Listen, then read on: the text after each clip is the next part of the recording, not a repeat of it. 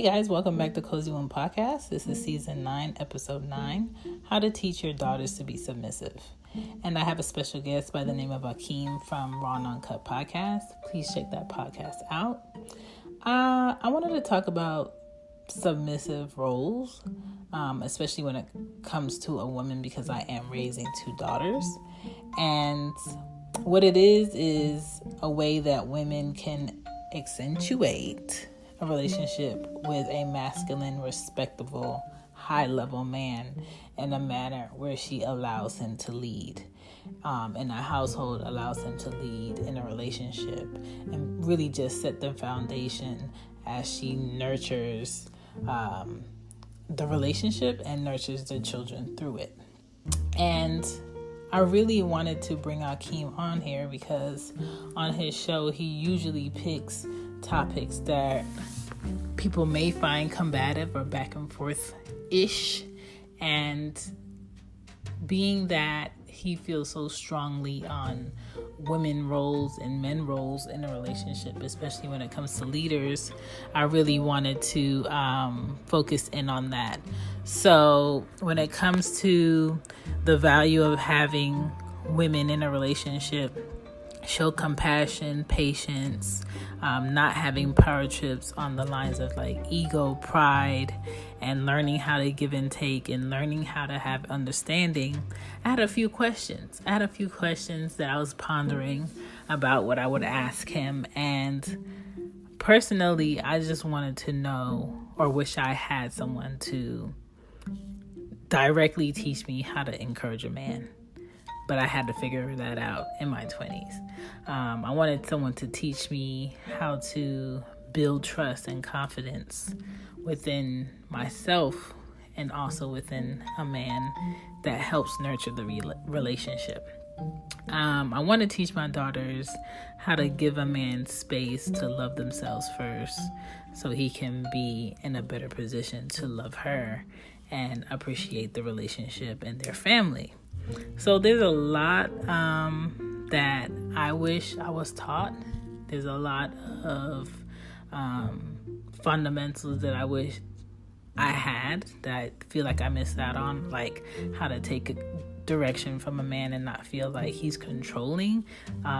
Look at it as some type of leadership. And who better to speak to than a man?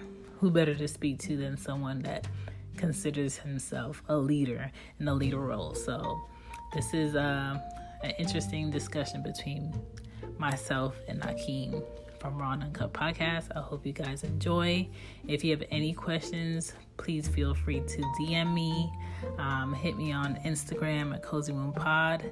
And also you can email me at cozywombmama@gmail.com. All right, let's get into the show. Hey, if you're enjoying the show, thank you. I appreciate it. You can also find cool, cute Cozy Womb gear on the Cozy Womb shop. It's on Teespring, teespring.com/stores/cozy-womb-shop. And you'll find hoodies, t-shirts, what do you call those? Fanny packs, mugs, everything that I want to give all of my listeners and my supporters during the show is on there for you guys to purchase, okay? I appreciate every penny because every penny does go towards helping my family, especially during a pandemic where I physically can't be out of my house during the week because my children have virtual school. So if you want to support Cozy Womb Podcast, you can support through you getting a little something, and also I getting a little something on the backside. So thank you for supporting the show. Thank you for supporting Cozy Womb Podcast, and thank you for supporting teespring.com. Peace. Hey Cozy Womb fam, this is JC, the dopest mommy around and owner of He Hates My Tees, a novelty t-shirt company based out of Arlington, Texas. This is our first year grinding it out, and baby, it's been a beautiful journey. I'm a mommy of 2 spicy kids, Davy and Jameson, and an educator. And I started my company as a way to be self-sufficient and control my own narrative on my value after working several years in a corporate environment being, undervalued. My latest collection is called The Dopest Around, saluting all dope ass folks. We just released the Dopest Mommy Around dad hats, and they are fire. You hear me? Fire. It's available in several colors. Follow us on IG at He Hates My Tees and visit our website, hehatesmytees.com. And that's tees, Tees. Use code COZY15 for 15% off your purchase. Love ya, be dope, stay dope, and I'll see you around. We get it on. I wanted you for this topic because I feel like your go-to for this, but it might be tricky for you because you have all boys, right? Yeah, I got all boys, but I got nieces. Okay. So you can. And I got a goddaughter. Two of them. Okay. So you could daffle into this. So I want to know, how do you teach daughters how to be submissive to a man if your foundation, meaning my foundation for my two daughters, is I've been in a 2-parent home for about 8 years, and then after that it was primarily a single parent home with my mom, who did not discipline anybody, and I'm the only girl, and there was 5 of us, and all my brothers were like in and out of the house, and it was just me from like 8 to 17, and she never dated after they got a divorce.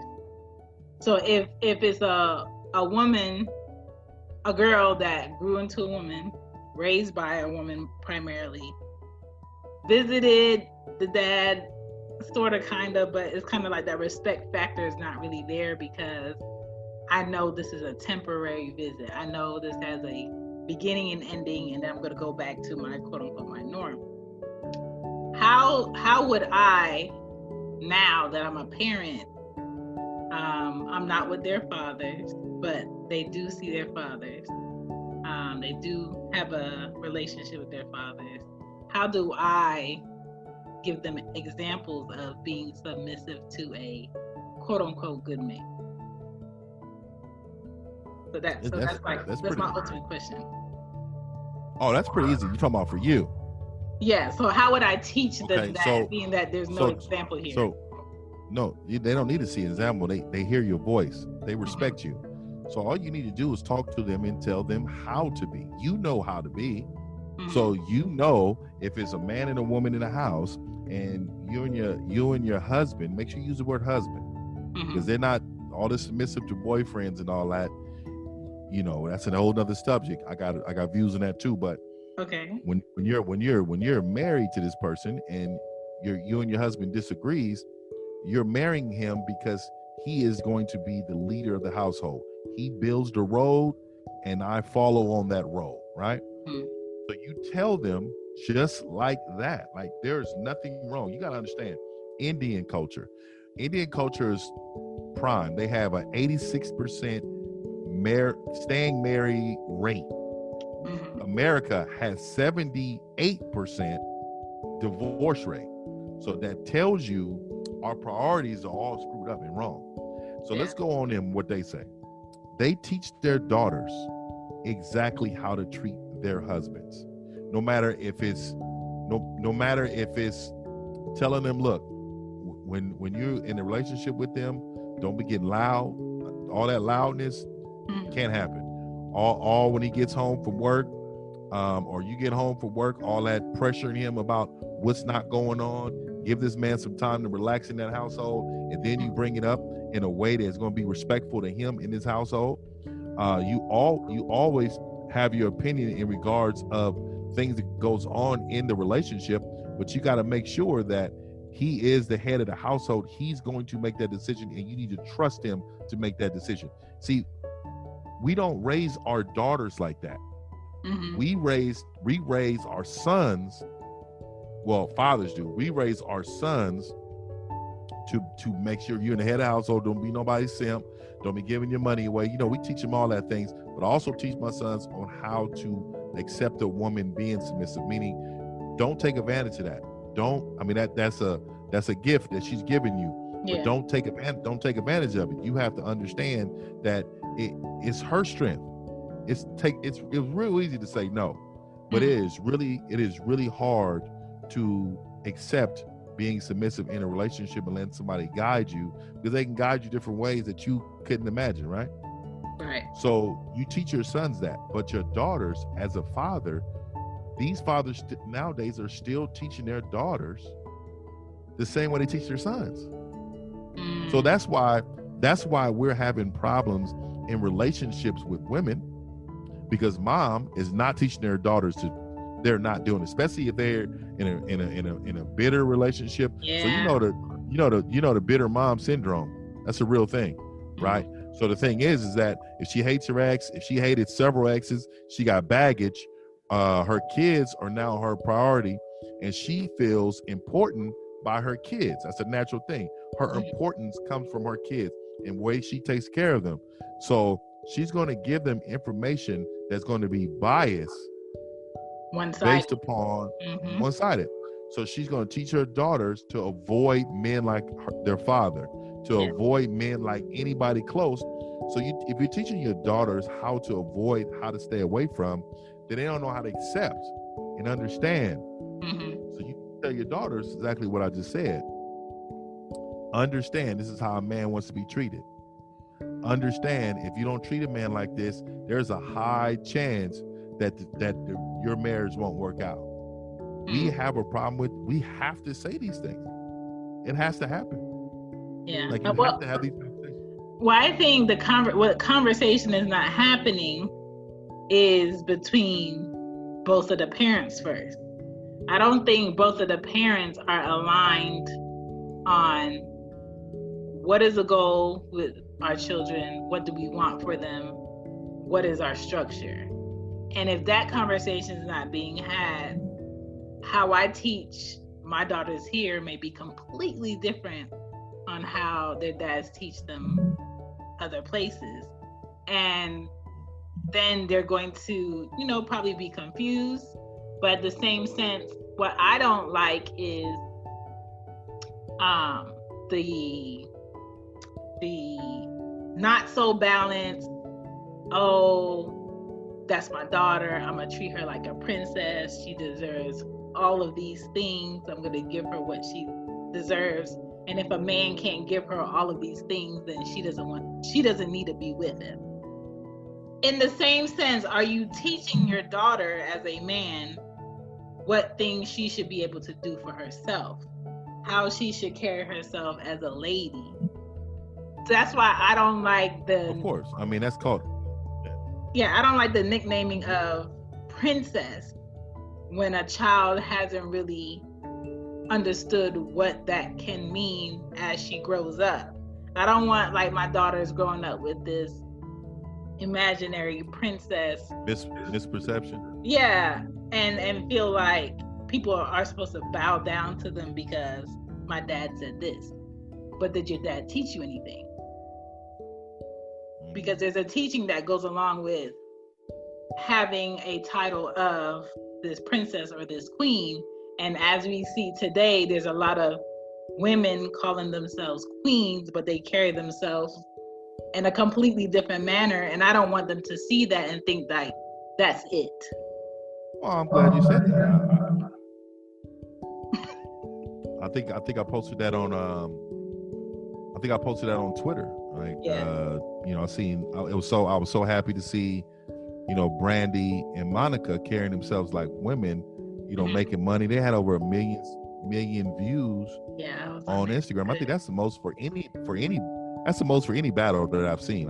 I see Michelle Obama in that thing. So, my whole thing is this: why can't you carry yourself like a woman and be successful? And as men, we teach them self-worth, but we also teach them respect for themselves. A lot of the other stuff comes from mothers. How to carry yourself and all that. Because men, we can't teach no young lady that. We know what it looks like, but we don't know how to teach them that. And that's why we can't raise a woman. We can raise a lady, but we can't raise a woman. You get what I'm saying? Yeah. So I don't see any problem with a man telling their daughter, though, straight up, this is what it is, this is how it goes. I think as a society, we have things messed up. We don't even want to tell our kids the truth. I always tell my kids the truth that. To the point where my friends or my mom be like, "You told her that?" Or you Chantal, did you say? I say yes, because my whole thing is with my kids, I don't want them to leave my house and the world teach them the wrong way. I don't want them to leave my house and the world is telling them this thing for the first time and they think like this is golden. So I want to be the first to tell them certain things so they're aware, especially where I live in Georgia. I mean, you just saw on the news, well, you probably didn't see on the news, you saw on Twitter, on social media, that 39 kids were found in Georgia in like a hotel room. Yeah, I seen that. And it didn't even make like mainstream news here. And it's kind of like, if I don't teach my daughters how to be aware, how to carry themselves, what not to do, like that could possibly happen, and I don't want that. And I'm 100% agreeing with you. I think, you know, as a society though, I think fathers, that people are so used to saying single mothers that they don't understand that fathers are so much, because of the lack of fathers and real men, you see a decline in humanity, a decline in human beings. Just the way they act, how they talk and get down with each other. I mean, all that is a stem from daddy issues, from moms. And I mean, look at Cardi B and Meg Thee Stallion. Yeah. They ain't close to their daddy. This is definitely daddy issues. Very, very talented women. I cannot take away their talent. I'm not going to ever say that these women are not talented, but I wish they would use their platform for something that could be productive and still make them some money. I just do not believe in how they're raising our ignorant kids. Now, I'm going to say ignorant kids because those are the ones who are going to be ignorant to the world because they don't have parents to teach them. People will keep saying what their biggest defense is, oh, you know, my kids do this, my kids do that. Oh, you know, if music is raising them, then that's bad parenting. We have to recognize that we talking about Black Lives Matter, right? So we're talking about that as a whole. So why aren't we talking about parenting as a whole? We should be talking about communities building up these kids. We can't be fighting for freedom and then, you know, I don't want to turn your podcast some Pluto. I'm not going to do it. I'm just saying, but it's part of it. Yeah, it's part of it. We can't fight for freedom, but not fight for good parenting as a whole. Why can't I say, no, this is wrong for your kids to listen to at 6 years old on TikTok, on Instagram? Why does your kid at 9 years old have their own Instagram and Twitter and all this stuff? Why? Tell me why. What is the benefits of it and why do they have it? There's nothing but negative influences. So now, fathers, now a real father is going to come in and be like, oh no, you will not be having social media until you are the proper age of handling adult activity, because that's what's going on there.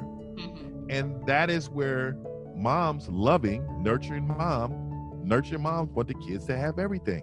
And this is where structure come in the household with a father. Father's going to come in.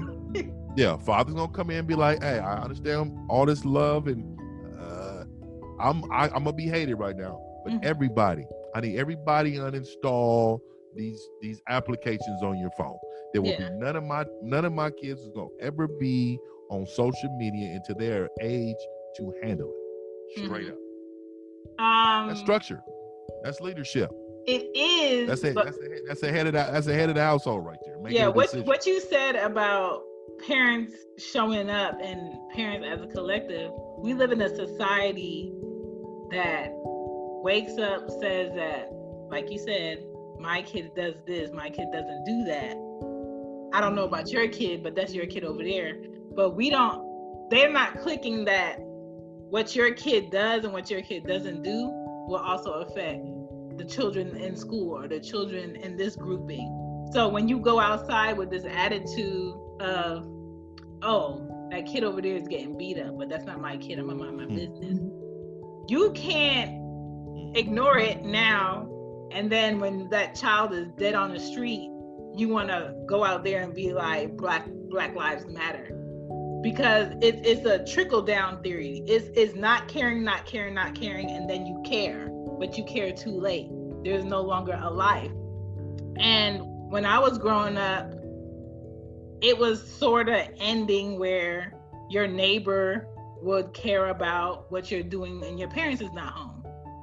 Now it's like the neighbors completely mind their business. That's not my kids. I'd rather call the law instead of go over there and be like, hey, you shouldn't be doing that. Because we're afraid of the truth. Like I said, we're afraid to tell each other the truth. And I got an episode coming out next week about why are adults afraid to tell people the truth. And that has a lot to go with how I get out. No matter if you love or like or you hate me, like it's going to be the real, and it's going to be to you, because my whole thing is, if I don't tell you the truth, I don't care nothing about you. Right. The truth is what you want. Real men are not going to teeter on their decision, and nor are we going to finesse the way we communicate things to you in order for it to sound good for you. Now, I'm going to respect you as my woman, and I ain't going to disrespect you. I don't yell and I don't curse. You know why? Because I'm in control. When I'm not in control, then I'm losing my voice and I'm cussing, and you need to apologize for the way you acting, because she's a human being. Right. But at the end of the day, my tone is right here, and I can compete with anybody right here. So listen to me when I'm telling you these things. That's leadership. You know what I mean? Because not only do you have to speak it, but you have to be that. And I think you'll have a lot of males who want to speak what they want and I'm this and that, but they don't show up as that in character. And that will go ahead and give a woman the like, you talk this, but you don't do this, and that type of whole issue. Yeah, men are not perfect either. And then also, a lot of men don't have mentors to show them when they're wrong either, right? So, like I happen to have, a pop that my pops was, he was in and out of my life, but he got it together, and strong man. Then grandpa, strong. Then I got an OG partner, I call him my mentor. He's like 68. Really successful male, father, strong. Don't play no games. Nobody that I mentioned, they're not going to sugarcoat anything. And I found that those type of men are going away because people don't like. That's why the name toxic masculinity is going around, is to try to soften the masculine culture. I mean, that's who we are. You're feminine, I'm masculine. What comes with masculinity is certain things that's negative. Femininity, there's certain things that's not going to be coming off cool when it comes to certain things. It's how they raise boys. When they spoil boys, they raise their daughters. So that's the part that, the unbalance is not there. So, Because I feel like a girl needs to learn when to give and take with passion, when to compromise, when to have strength, when to learn to be quiet in a situation and allow a male or a man to show up. I think it's a lot of, well, if you can't do it, I'm gonna do it because I do everything, and I'm gonna play the leader when a woman really doesn't want to have to lead with a man in the room. But they want to lead. Women want to control everything. Well, they don't want to have to. If they say that. Yeah. They say that, but women want to be in control. It takes a man to make them understand what a woman's role is in the relationship. And they need to, it's not just saying, hey, you need to do X, Y. No, it's showing them by modeling the behavior of what a man is, for them to understand that, okay, now just fall back. The stress of life of you have to handle these things are no more, because, I'm here now. Right. Like, this is, we got this, right? But I don't need every corner I take, I don't need to be questioned about what we doing. We could talk about it, but I don't want to be questioned all the time, because then that means you don't trust me as a leader. Right. You know what I'm saying? Like everything that your boss do at a job. This is one of my biggest analogies. Mm-hmm. As a woman, do you question everything your boss does at the job when changes happen? Every single time, do you question it? And if you do, there's something wrong with you. This person, they have their own vision. They have a role. You are a part. That's not my role. They have a role. Exactly. You need to fall in line. The thing is that pick your battles as a woman inside of a relationship with a man. Mm-hmm. If it means something to you, it's going to sit more credible to him, because you don't really challenge too much. So let's just say this, for example. If you didn't say nothing to me, right? And then one day we out taking the kids out for ice cream. And, I have a way of doing things about something. And you never say nothing, but this time you was like, you know what? I don't like that part right there. This whole situation, this is something I totally disagree with. We need to talk about it. That's going to weigh heavy on me. And I'm going to be more open to compromise at that time, because she is a woman who is not going to continue to question every move that I make. Women right now look for partners. They should be looking for leaders. And I say it all the time, but again, they're looking for partnership because equality sounds. It sounds like, we're equal. No, we're not equal in a relationship. The reason why we're not equal is because you do things better than me in certain instances. I do things better than you. We balance each other out, but we're not equal. We have nothing equal about us. Would you take on the title of a team? You said what? Would you take on the title of a team at least? No, we're not. No, we're not a team. And the reason why, no, this is a marriage. Right. That's what it's called. Let's not get all the funny words. This is a marriage. Yeah. And in a marriage, this is how it works. Boyfriend and girlfriend, then we're in a relationship. We're in a relationship working towards marriage. Yeah. I'm gonna say it again. Let me to all the people out there single. And if you're not married, you're single. So let me say this to you. No matter if you're in a girlfriend and boyfriend relationship, if you're not married, you're single. So let me say this. And when you have a quote unquote boyfriend or girlfriend in a single relationship, as a woman, you still need to display that you are able to listen to this man. Don't wait to the marriage, because you probably won't get married to this man. Don't wait to the marriage to show that this is something you can do in a relationship, because we want to see. This is the audition.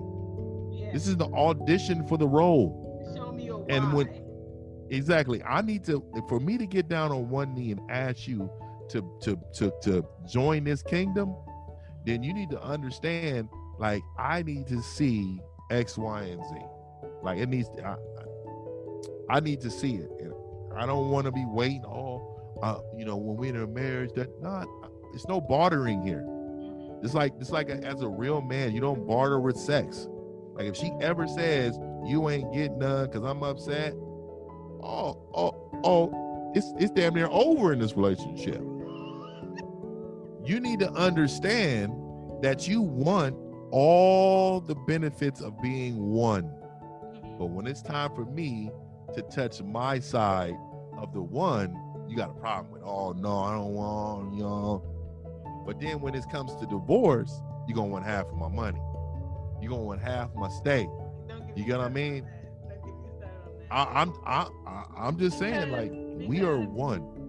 We are one. People find it weird that as a mother, as a woman, that I will be pro prenup. Yeah. Why not? I don't see anything wrong with that. Because my thing is, like, if the marriage is great and nothing negative happens where we feel like we need to disengage, we won't ever have to use it. But if something happens and we disengage, then it would be there. So are you upset that somebody is giving some insurance to this relationship because they feel like it's of importance? That to me is the question now. That's a great point. But I always say this, I think all men need to get prenups. I speak for men, and a lot of people are like, "Oh, because you." No, I'm speaking for men because I'm a man. I'm speaking for men. So the thing is that I think all men need to get prenups because, it's just like car insurance. You don't know when it's going to crash and burn, and you have to be prepared, right? So the thing is that even if I got $5 in that pocket, that's my $5, and I need that. I'm not gonna give you $250 when it's over, right? So the thing is that I think if she doesn't want to sign it, then there's a huge possibility we won't make it. If you believe we're gonna make it, you're gonna sign it. Nobody's ever thought about that. The only reason you wouldn't sign it is because you believe that there is a percentage that we won't make it. And that's where people. I'll sign a prenup. I could be with the richest person in the world. Me and Beyonce can get together. Listen, I don't have no problem. I've signed it because I want you to know that this is not why I'm here. I'm not here to take half. And I feel like that's just some backup to show that I'm not here to take half. But, that goes for people who get married for the wrong reasons. How would you say to me to go about giving my children, my girls, a better example of how not to be tit for tat within a marriage? Because that's where you're being submissive. Because today I feel like a lot of women want to be tit for tat. And that's not where you want to introduce or bring in that. And I think it's a sense of maturity, but a lot of women are tit for tat within their marriages. And I'm trying to teach them now, before the marriage, not to be tit for tat within their personality. Well, I just think it's exactly what we said earlier. Pick your battles. Mm-hmm. And also never be with a person that you don't respect. I find that women that respect their man, they're not tit for tat. Yeah. If they and they respect his boundaries and him as a male, like, she is going to be very mature in the relationship. She's only immature when she's dealing with an immature leader, one who cannot lead her to understand that this is what's going on. Like, I don't know if you heard my last podcast, but we were talking about it. Me and Jay Rome. Like, we really had like a lightweight argument because he has strong convictions about every woman in the world.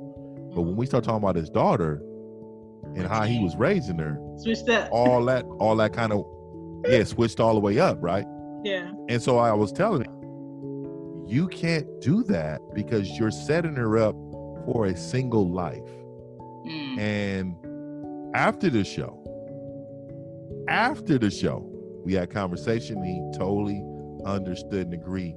That never happens. Me and him we're cousins, blood cousins, but we never agree like that. And for him to say that, he took it to heart, and that's the truth. So when you talk to your daughters, you let them know, find a man that you respect enough to understand the quality of being quiet until it's time to talk. Nobody wants to hear that. The quality of being quiet till it's time to talk. I had to learn that through trial and error with the ex. He got to a point where he was like, how come you don't argue with me anymore about things and you just kind of like let me have it? And I'm just I wouldn't even ask that question. I'm just like, sometimes it's not even worth it because I want you to figure out where you fumbled yourself. I don't want to have to point it out to you. I think it's going to be a greater lesson when you see it than when I point it out to you. But, it takes trial and error to find that sometimes. Dope. I have no issue with giving my daughters honesty. And my 6-year-old, she's very like, intuitive about a lot of things. So she asked me, why I live alone or why I live here without anybody here. And I had to tell her, sometimes parents or your dad is probably better off where he is than here, and us being combative because we're not on the same mindset level. And she was like, what's the mindset? I'm just like, sometimes people think differently, and I don't want to have a negative aura within a home raising you and your sister. So I would rather us come together when we agree on something, and especially when it's for you, he could come visit.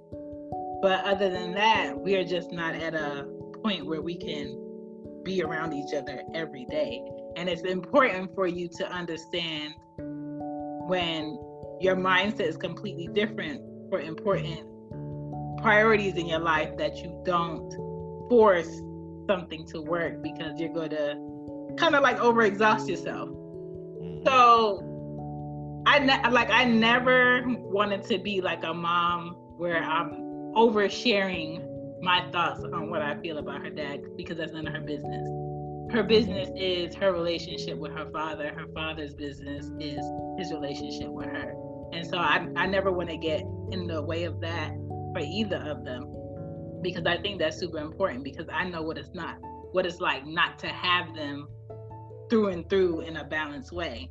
So for the moms out here that maybe not have that father figure that's at a mature level to just have the relationship with the child, in hopes that they're not, talking bad about their father and saying that their father is not this.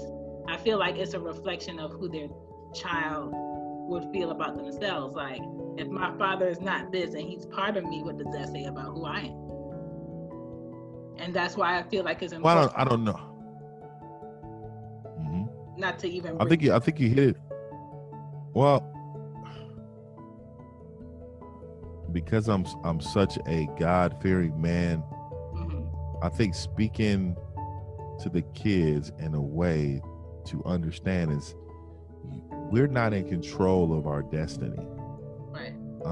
I'm here physically, but I'm here alone until God sends me someone in my life that's going to be right for me. And I think because a lot like we all believe that we're driving when we're not. And for us to tell our kids that we're driving, for me, it's kind of hard because I know that he's the one controlling what's going on and what we're doing. We can go right. We can go right or wrong, bad, right or wrong when it comes to decision making. But he's also going to show us right or wrong in that midst of it. So it's nothing wrong with telling your kids, like, I'm here because me and your father didn't work out. He wasn't the man for me. This is in God's eyes. But God is going to send me someone who is going to be special for me and who is going to be special for you guys one day. Women don't want to say that, man. What the best father sometimes is the stepfather. And I always try to tell women, I've always seen that. If you had a bad relationship with the father of your child, your best move is your next move. You better get a good man in there who loves your kids, who can teach them. That is your next move. Yeah. You need to make that your next move. Yeah. I was thinking about that today, and I'm just like, if I were a man and I approached a woman, or I met a woman and she had previous children and she didn't want anymore, my approach to that and my mindset would be, I can't come to this table empty. I can't come to this table unfulfilled within myself. I have to be completely 110% correct because of what she has already. we can't go back in time and help kids to unsee or unlearn what they saw. So you don't as a man, you don't present yourself to a woman with children on a maybe level. You have to be completely sure in every move you make with that. So I was thinking about that, how that can be pressure to a man who's not 100% ready, and easy to a man who's completely sure about himself. And I was like, well, how many men out there are completely sure about themselves that would be willing to take on a family that's kind of set, but you would come to it making it better? And I think it depends on the man. Right. But I don't think, and I think you know who that man is. Yeah, I feel like it would click, but also I know that I can't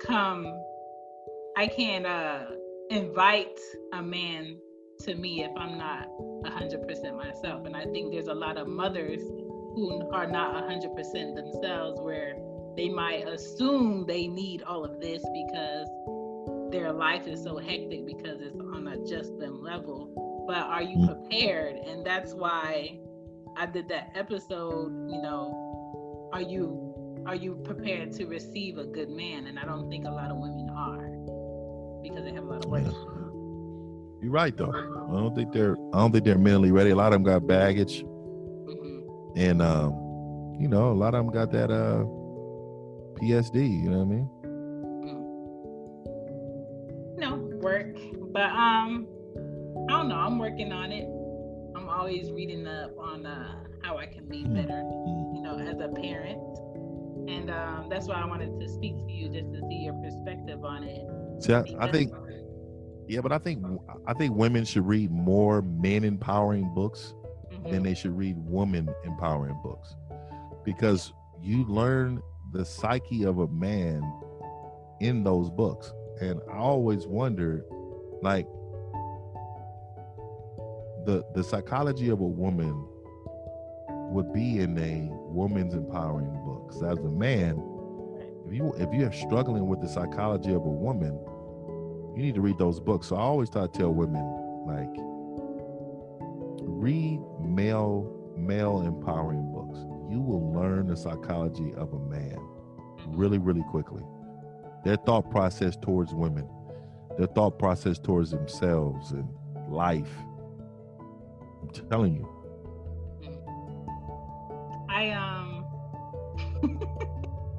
I always try to put myself in the position to unlearn a bad habit and see where it stemmed from before I bring it to the table as this is fact. And a lot of it can come from women having too much pride. People always talk about men having too much pride, but I think women carry a lot of pride that they don't necessarily want to carry, but they think that it's a good thing to carry, a good thing to say, like, I did it all, or I could do it all. Like, we know if you needed to, you could do it all, but do you necessarily want to do it all? That's because women are raised like men. Yeah. And because of that, they have male traits, egos, pride, all that. And then you see men acting like divas. And if you look at men right now, how many black men have you seen over the last 5 years crying on national TV? It is overwhelming. Yeah. And it is amazing. Like, back in the day, you would never find a man crying on television. Now, what it is, it's okay to cry, but there's reasons to cry. Funerals, winning a championship, your child's birth, you get married. Not in an argument with your woman. Not just being emotional because you disagree with a subject. Right. Like, it's sickening. The demasculation of a man is going on right now. Well, and that has a lot to do with how do you work through your emotions. I don't think a lot of men are correctly taught how to work through their emotions, and a lot of times that can show up on the backlash of, like, where they don't just like you said, how you don't have to cuss to get your point across. Mm-hmm. You can get your point across and still be respected, right? Some men in control. Yeah, some men don't understand the level of control that they can have with keeping their tone at a certain point and not using verbiage. Most of them raised by beta males. Simp males, or they're raised by women. So because of that, they don't have the alpha in them. Like, everybody, first of all, can be an alpha, but you can still be a quality man. So then here's the pecking order. Simps are all the way at the bottom. So you got simps, then you have beta men, then you have men, and then you have alpha males. Now, alpha males, you all know that they're highly, like, women want alpha males. They may not even say it because they know an alpha man is going to have expectations for you, and some women don't want to work. They don't want to have expectations. They don't want to have structure. They just want to just be a freestyle rapper, and they just want to freestyle the rest of their life. Oh, we can just do this. Let's split it down the middle. Let's make sure that we teach our kids to split everything down the middle, and make sure that making sure we teach our boys never to raise their voice or get angry or get upset. But it's okay to cry, but it's never okay to get angry. Like, it's amazing. And I see it all the time.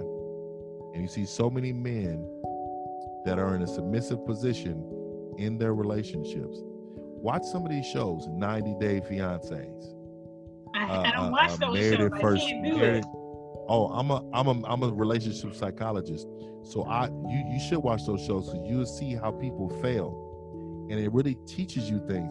Like Married at First Sight. You know, everybody's parties, looks, and all that, and that's fine, right?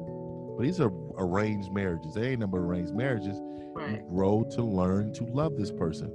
And the things you do, technique-wise, and how thoughtful you are, how you communicate. But on this show, they also never teach gender roles. The psychologists, they always have men in a submissive position. If a man is having too many expectations, they'll come talk to him and say, hey, you need to loosen up a little bit. She doesn't like this. But a woman, let her be strong on the show.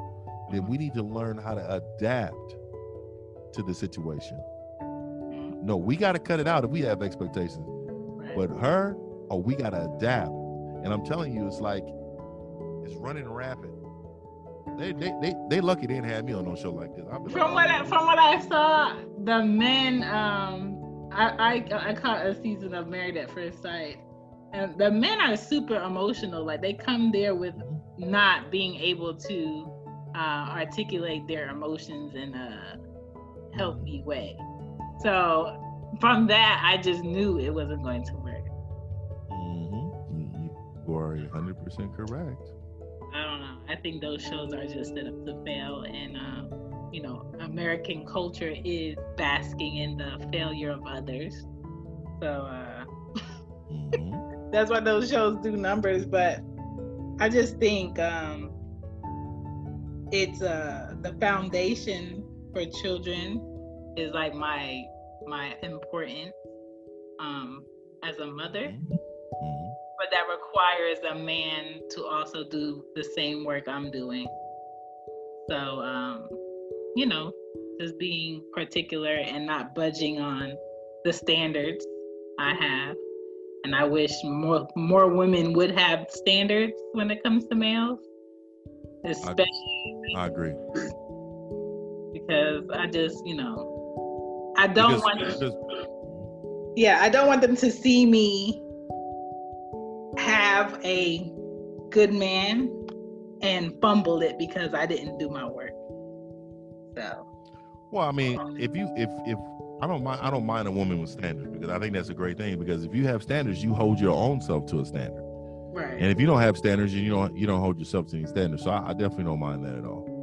Yeah, it's important to have some standards. But good talk, good information, man. Oh yeah. Hey man, I love your show. I always have your freelance thoughts, and I'm sure you up at 2 a.m. sometime recording, like, Yes. really with the incense and the candles going, and you just got it going. I dig it. Yeah, the past 2 nights been 4 a.m., but I just try to get it while it's fresh. You know, it gives a different purpose for the show. So I just try to get it out there. But can you tell the people where to find your show, Raw and Uncut? I'm Raw and Uncut Podcast. So just Google me. You can Google me. I'm on every single platform. I'm on every single platform that you can find for podcasts. Raw and Uncut. Don't get it fooled. I'm Akeem. So if you don't hear no fire as soon as the show starts, then that ain't the right show. Right. You know what I mean? So, I said, I wish this song was longer. Oh, wait till you hear tomorrow. I got a show coming. Tomorrow. It's called "Women with Degrees Are Overrated," and it's a deep one. It's a deep one. See, you know, and then you hear the title on. You know, people judge this book by a cover, but I'm gonna get a lot of hits on it. But it's really breaking down why that is. Like, why is that a problem? It's not about her being smart. Okay, let me tell you my opinion now. I think it's amazing that women have the opportunity to have the opportunities they have today. Okay. But at the same time, I don't think a degree should take the placement of a man or the respect of a man. And sometimes women with degrees struggle with like a power trip because they have those degrees.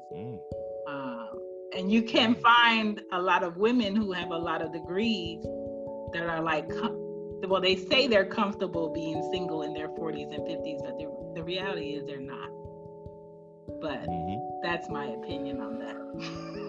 Yeah, they just think they, above. They view status like men, men show status as, oh, I got a nice car, I own my home, I got this money, I graduated from college. They view that as status, so women emulate that.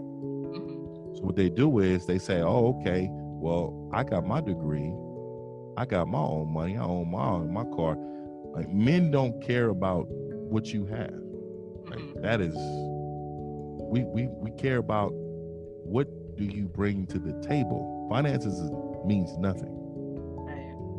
If greed is the man's number one priority when it comes to a woman, that should be a red flag.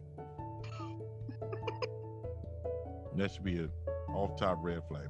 To me, when you leave things on the table, it always leaves a door open for somebody else to bring more things or different things. So it can't be things that's keeping you there or bringing you there. It doesn't make any sense. But yeah, I will be listening to that. 100. I appreciate all your support. I always look on your stories and see if I made the cut that week.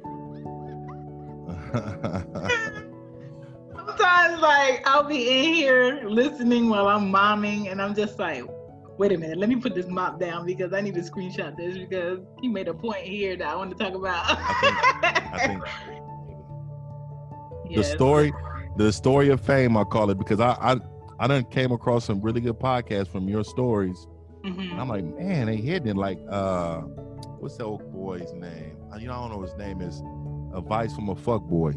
Yes, he had some good ones. Clint. Man, hey, I didn't know about that podcast.